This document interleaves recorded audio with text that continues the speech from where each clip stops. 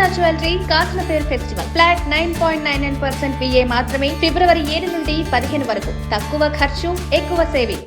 కర్ణాటక రాజధాని, భారత సిలికాన్ వ్యాలీగా పేరుగాంచిన బెంగళూరు రియల్ ఎస్టేట్ మార్కెట్ ఇప్పుడు ఊహించని సంక్షోభంలో పడింది. శుక్రవారం నాటి స్టాక్ మార్కెట్ ట్రేడింగ్లో బెంగళూరులో భారీ ప్రాజెక్టులున్న ప్రముఖ రియల్ ఎస్టేట్ కంపెనీల షేర్లు కుప్పకూలాయి.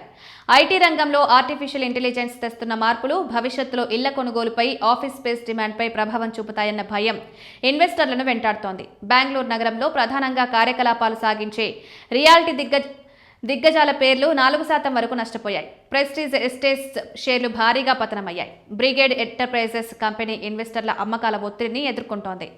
ఓబెరాయ్ రియాలిటీ కంపెనీ సెక్టార్ ఇండెక్స్తో పాటు కిందకి జారింది. మొత్తంగా రియాలిటీ సెక్టార్ ఇండెక్స్ 2% కంటే ఎక్కువ నష్టపోవడం గమనార్హం. బెంగళూరు రియల్ ఎస్టేట్ మార్కెట్ ప్రధానంగా ఐటీ ఉద్యోగుల మీద ఆధారపడి ఉంటుంది.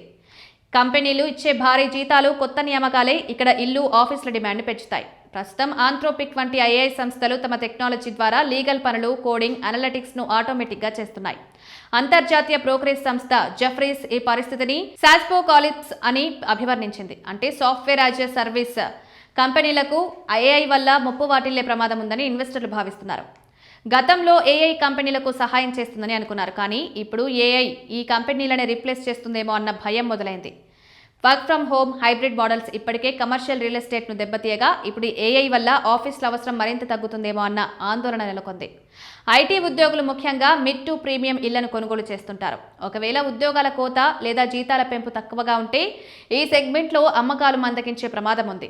ఇప్పటికే పెరిగిన గృహ రుణ వడ్డీ రేట్లు కొనుగోలుదారులపై భారాన్ని పెంచాయి.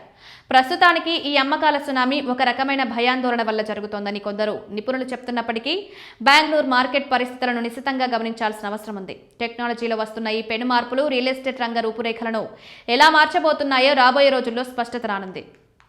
ఇన్వెస్టర్లు ఇప్పుడు రియాలిటీ షేర్ల విషయంలో కొంత జాగ్రత్తగా ఉండడమే మంచిదని విశ్లేషకుల అభిప్రాయం.